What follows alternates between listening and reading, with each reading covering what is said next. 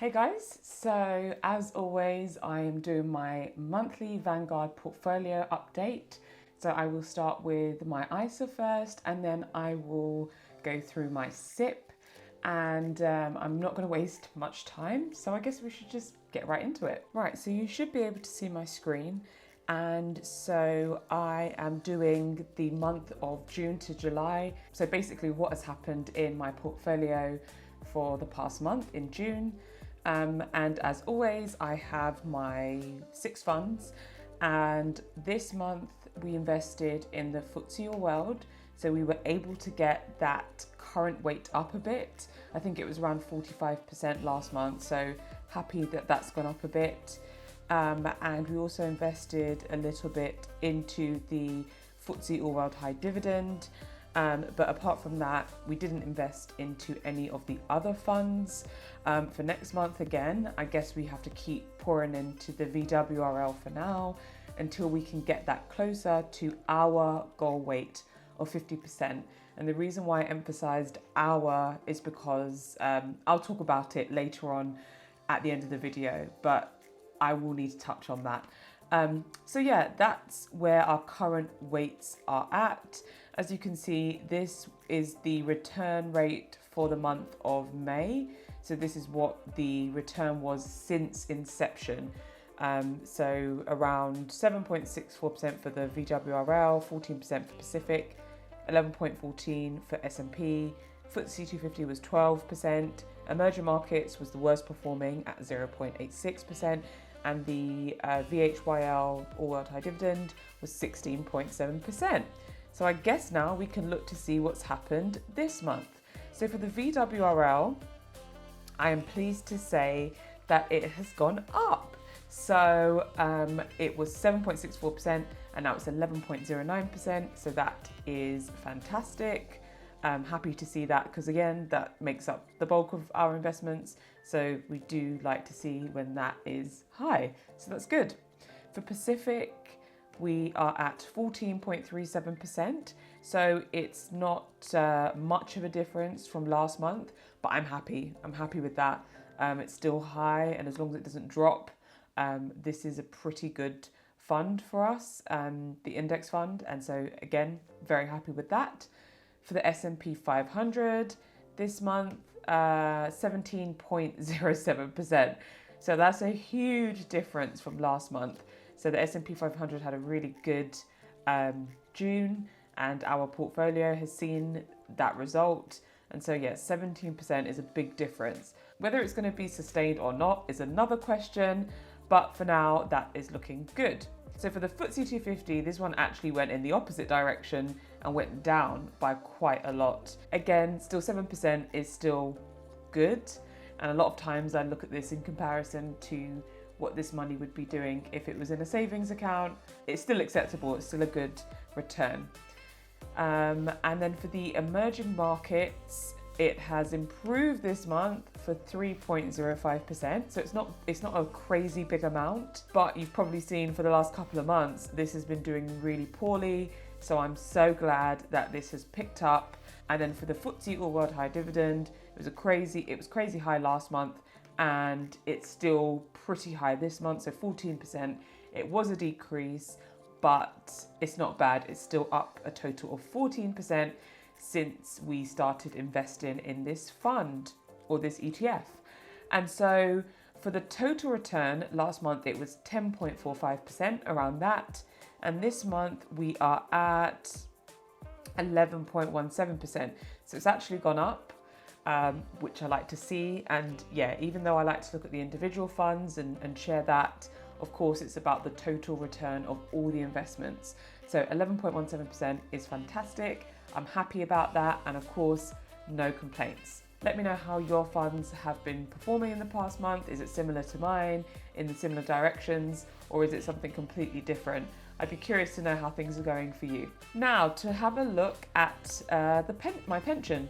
So let's go to this one. Yep. So I am in the Target Retirement 2050 fund, and I'll explain a bit why in a moment because somebody had asked me to do that on the last video.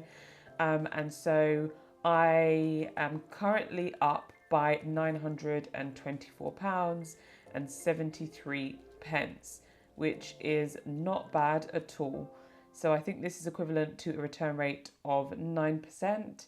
It's pretty good.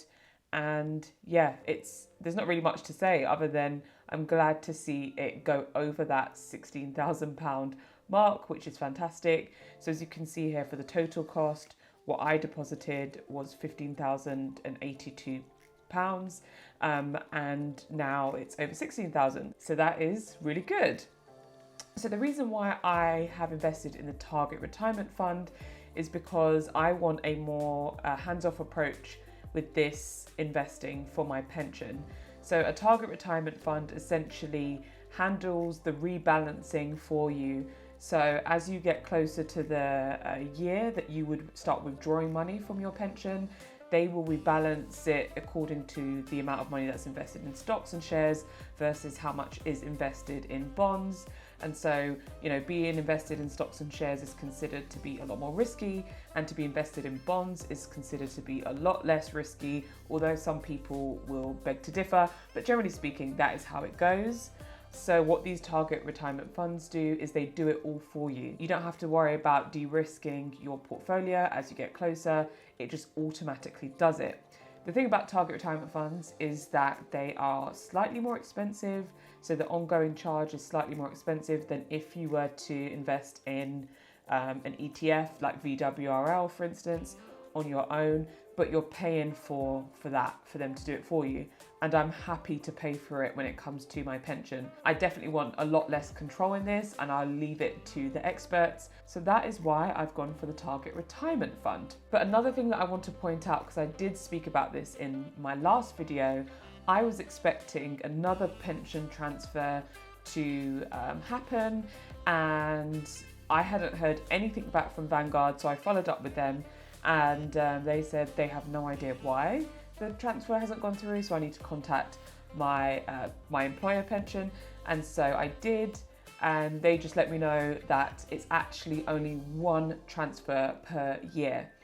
And I thought, would have been cool to know this ahead of time, but that's probably my fault. Maybe I should have looked into it more or directly asked them, I'm not sure. But I did have a conversation with them about transfers, but that never came up before. But it's all good. So my next transfer I cannot do now until March of 2022, which is fine. So it just means that the money that's in my SIPP currently is the money that's going to stay in there until I can do another transfer. But the cool thing about this is that I will now be able to compare how my portfolio is performing with Vanguard, so my SIPP portfolio, and how my portfolio is performing with my other pension provider. And so I'm curious to see what the difference is. Am I seeing a big difference in the Vanguard one, or is it less, is it more, whatever it is. So that is an update. So if you are someone who's doing this or thinking about this, just make sure either you talk to your pension provider and get all the details that you need, or speak to your HR at your company to get more information. Or if you have some kind of tricky pension situation, definitely seek the financial advice that you need, because they'll know how to work around certain things. So that is it for my ISA and my SIPP. And I just quickly wanted to touch on something.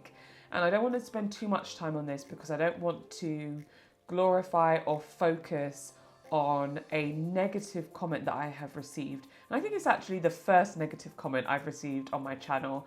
And that's not bad going, actually, considering I've been doing this now for 8 months. But someone had commented on my last Vanguard portfolio update to say that these types of videos and people like me, we shouldn't be doing them because we're influencing people in the wrong way and everything else.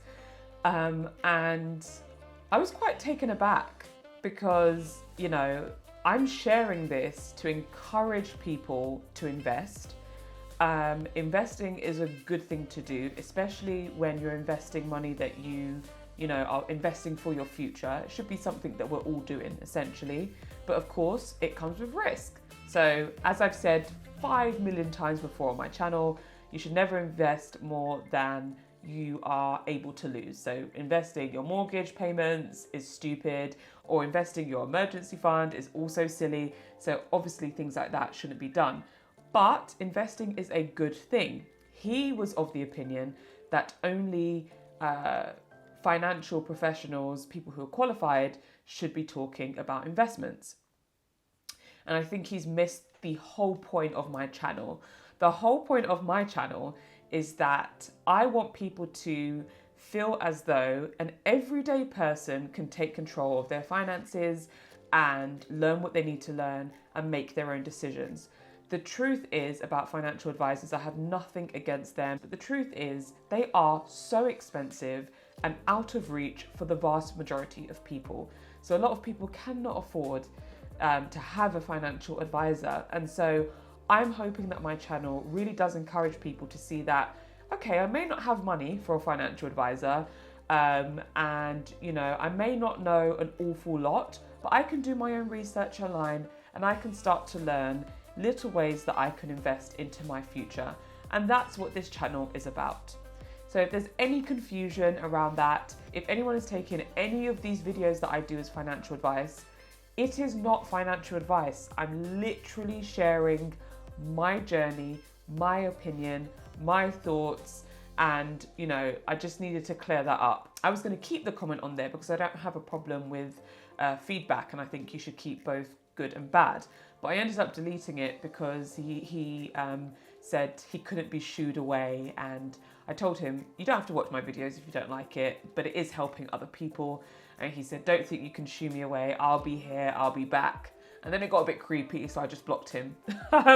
So yeah, I just wanted to touch on that. I appreciate all of you guys I've received so many messages in the past 8 months of people who I've helped and encouraged, and that means the world to me.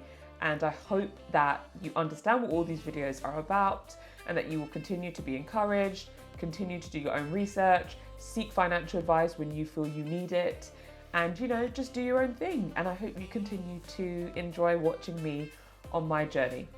Anyway, that is the end of that, and thank you for watching as always. Don't forget to like and subscribe and leave me some comments down below, and I look forward to seeing you in the next video real soon.